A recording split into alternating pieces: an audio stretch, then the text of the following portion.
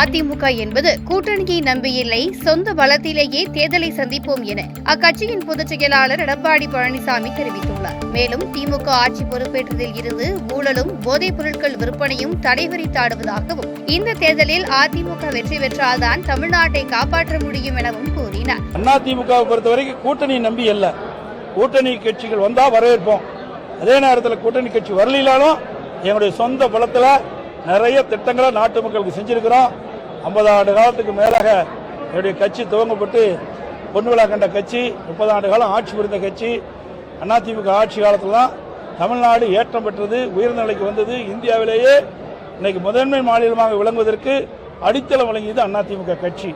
அதனால அதிமுக அரசாங்கம், அதனால கூட்டணி நம்பி தான் நாங்கள் கட்சி நடத்தல. அதாவது அதில் இருக்கிற நிலைமையை அறிஞ்சுதான் சொல்ல முடியும். அதில் ஊழல் நடந்ததா இல்லையா அது நமக்கு எப்படி தெரியும்? அது வேறொரு மாநிலம். அந்த மாநிலத்தில் என்ன நடந்தது என்று முழு விவரம் தெரியாத எந்த கருத்து சொல்ல முடியாது. நாளைக்கு ஏதாவது ஒரு கருத்து சொல்லி அவர் ஏதாவது அங்கே ஏதாவது ஒரு தவறுகள் நடந்திருந்தாலோ இல்லையோ, தவறு நடந்திருந்தா தவறு, தவறு நடக்கலைன்னா தப்பு, அரெஸ்ட் பண்ணது. திராவிட முன்னேற்ற கழகம் ஆட்சிக்கு வந்த பிறகு லஞ்ச ஒழிப்புத்துறை ஏவிவிட்டு எங்களுடைய முன்னாள் அமைச்சர் மீது வழக்கு பதிவு செஞ்சாங்க. நாங்கள் ஆட்சியில் இருக்கும்போது மத்தியில் இருக்கின்ற வருமான வரித்துறை எங்களுடைய அமைச்சரை ரெய்டு பண்ணாங்க. இன்னைக்கு ஒன்றும் புதுசாக வரல.